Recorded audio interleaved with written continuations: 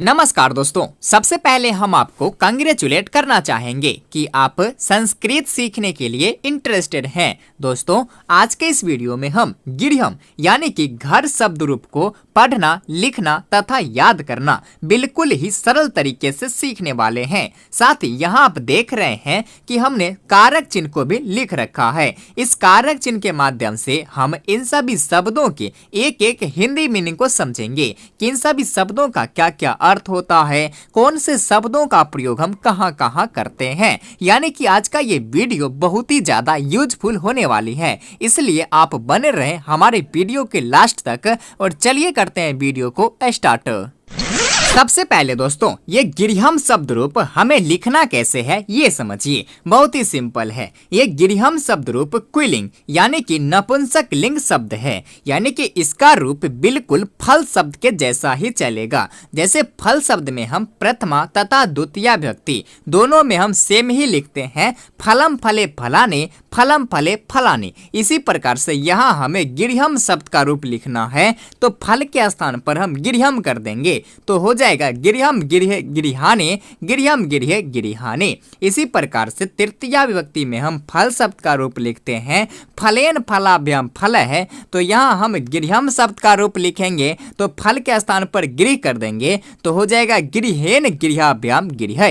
इसी प्रकार से चतुर्थी विभक्ति में लिखेंगे गिरिहाय गिरिहाभ्याम गिरिहेभ्या, पंचमी विभक्ति में लिखेंगे गिरिहात गिरिहाभ्याम गिरिहेभ्या, फिर षष्ठी विभक्ति में लिखेंगे गिरिहस्य गिरिहयो गिरिहा नाम, सप्तमी विभक्ति में लिखेंगे गिरिहे गिरिहयो गिरिहेसु। फिर संबोधन कारक में हम लिखेंगे, यदि हम घर शब्द को संबोधित करेंगे तो लिखेंगे हे गिरिहे, हे गिरिहे, हे गिरिहाने। इस प्रकार से हम बहुत ही आसानी से गिरि शब्द का रूप लिख सकते हैं। चलिए अब हम इन कारक चिन्ह के माध्यम से इन सभी शब्दों के एक एक हिंदी मीनिंग को समझते हैं। फिर हम इसे याद कैसे करना है, बिल्कुल सरल तरीके से इसे हम सीखेंगे।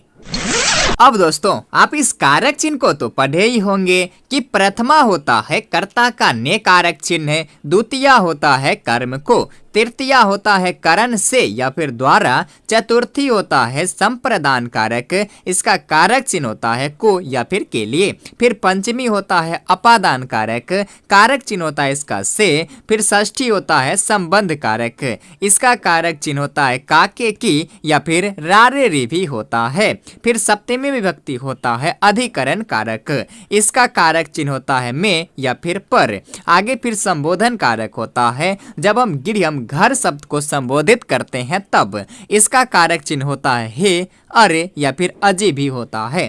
देखिए अब हम इन्हीं कारक चिन्ह के माध्यम से इन सभी शब्दों के हिंदी मीनिंग को कैसे पता करते हैं। बिल्कुल ही सिंपल है, समझिए। देखिए प्रथमा विभक्ति है, इसका कारक चिन्ह क्या होता है तो ने। यहाँ देखिए ये जितने भी गिरहम गिरह ये जो 8, 16, 24 ये जितने भी शब्द हैं, इन सभी शब्दों का हिंदी हम घर ही बोलेंगे। बस इस घर शब्द के साथ है, इस घर शब्द के अंत में हम इन सभी कारक चिन्ह को ऐड करते चलेंगे, ऑटोमेटिक ही हमें इन सभी शब्दों के हिंदी मीनिंग निकलता चलेगा। देखिए जैसे यहाँ प्रथमा विभक्ति का कारक चिन्ह क्या है ने, और इसका रूप चलता है एक वचन में गिरहम, द्विवचन में गिरहे, बहुवचन में गिरिहाने। अब ये एक वचन, द्विवचन तथा बहुवचन, इसे तो आप समझते ही होंगे कि जिससे एक का बोध होता है उसे एक वचन कहते हैं, जिससे दो का बोध होता है उसे द्विवचन कहते हैं, तथा जिससे दो से अधिक का बोध होता है उसे हम बहुवचन कहते हैं। तो यहाँ एक वचन में कहता है गिरहम, तो हम सिंपल से इस घर शब्द के साथ ने कारक चिन्ह को ऐड कर देंगे तो हो जाएगा घर ने। इसी प्रकार से द्विवचन में गिरहे, ये द्विवचन में है, यानी कि इसका प्रयोग दो घर के लिए किया गया है तो बोलेंगे दो घर, और इसके साथ हम ने कारक चिन्ह को ऐड कर देंगे तो हो जाएगा दो घर ने। इसी प्रकार से बहुवचन में गिरिहाने, ये बहुवचन में है, यानी कि इसका प्रयोग बहुवचन में बहुत सारे घरों के लिए किया गया है। तो घर का हम बहुवचन करेंगे तो क्या हो जाएगा, घरों, और इसके साथ हम ने कारक चिन्ह को ऐड कर देंगे तो क्या हो जाएगा, घरों ने। इसी प्रकार से द्वितीय विभक्ति है कर्म कारक, इसका कारक चिन्ह होता है को। इसमें भी हमें कुछ नहीं करना है, बस जहां पर हमने ने कारक चिन्ह को ऐड किया है अब वहां पर हम इसको कारक चिन्ह को ऐड करेंगे। जैसे एक वचन में गृहम तो क्या बोलेंगे, घर, और इसके साथ को बोलेंगे, घर को। इसी प्रकार से द्विवचन में गृह, ये द्विवचन में है तो बोलेंगे दो घर, और इसके साथ को तो क्या हो जाएगा, दो घर को। फिर बहुवचन में गृहाणी, ये बहुवचन में है तो बोलेंगे घरों, और इसके साथ को। इसी प्रकार से तृतीय विभक्ति है करण कारक, इसका कारक चिन्ह होता है से या फिर द्वारा। जैसे एक वचन में गृहेन तो बोलेंगे घर से या फिर घर के द्वारा। फिर द्विवचन में गृहाभ्याम तो बोलेंगे दो घर से या फिर दो घर के द्वारा। फिर बहुवचन में गृह, ये बहुवचन में है तो बोलेंगे घरों से या फिर घरों के द्वारा। फिर चतुर्थी विभक्ति है संप्रदान कारक, इसका कारक चिन्ह होता है को या फिर के लिए। जैसे एक वचन में गृहाय तो हम बोलेंगे घर को या फिर घर के लिए। फिर द्विवचन में गृहाभ्याम तो बोलेंगे दो घर को या फिर दो घर के लिए। फिर बहुवचन में गृहेभ्यः तो बोलेंगे घरों को या फिर घरों के लिए।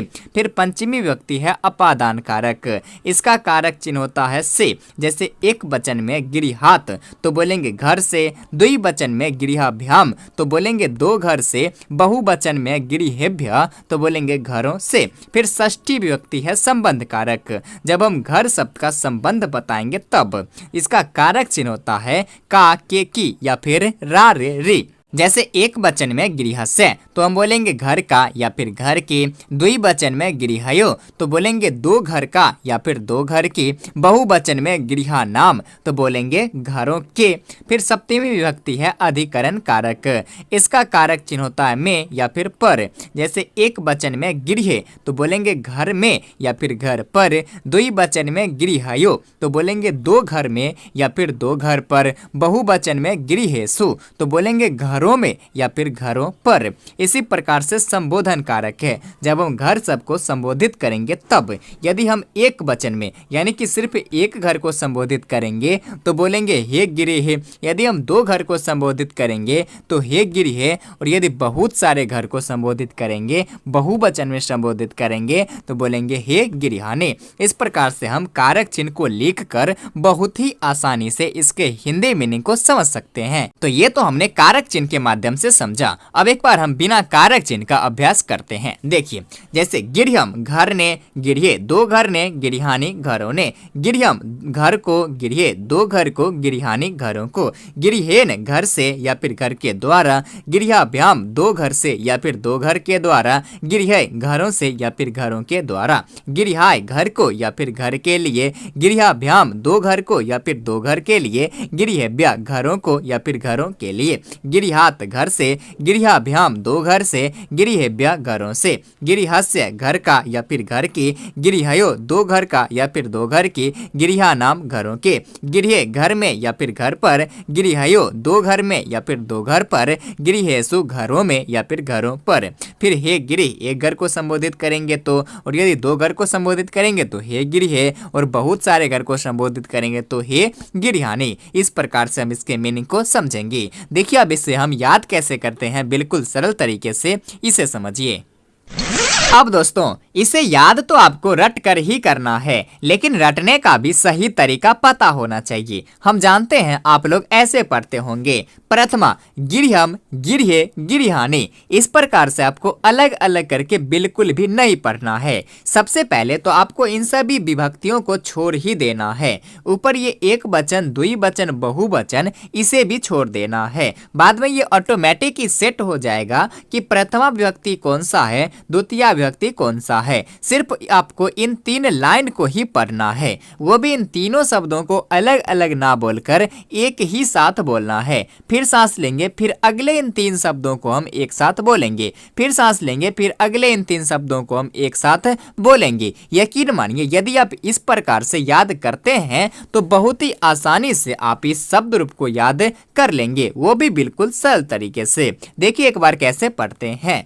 गृहम, गृहे, गृहानी, गिरहाने। फिर सांस लेंगे, फिर आगे बोलेंगे 3 शब्द गिरियम गिरिहे गिरिहाने। फिर सांस लेकर अगला लाइन बोलेंगे गिरिहेन गिरिहाभ्याम गिरिहय। इसी प्रकार से आगे बोलेंगे गिरिहाय गिरिहाभ्याम गिरिहे ब्याह, गिरिहात गिरिहाभ्याम गिरिहेभ्य, गिरिहस्य गिरिहयो गिरिहानाम, गिरिहे गिरिहयो गिरिहेसु, हे गिरिहे हे गिरिहाने। इस प्रकार से हमें पढ़ना है। एक बार फिर से देखिए, गिरियम गिरिहे गिरिहाने, गिरियम गिरिहे गिरिहाने, गिरिहेन गिरिहाभ्याम गिरिहय, गिरिहाय गिरिहाभ्याम गिरिहेभ्य, गिरिहात गिरिहाभ्याम गिरिहेभ्य, गिरिहस्य गिरिहयो गिरिहानाम, गिरिहे गिरिहयो गिरिहेसु, हे गिरिहे हे गिरिहाने। इस प्रकार से हमें 3 शब्दों को पढ़ना है। तो दोस्तों, ये था हमारा आज का वीडियो गिरिह यानी कि घर शब्द रूप पढ़ना, लिखना, समझना तथा याद करने का। बाकी ये वीडियो आपको कैसी लगी अपनी राय जरूर कमेंट करें, और यदि आप चाहते हैं कि ऐसे ही और वीडियो सबसे पहले आप तक पहुंचे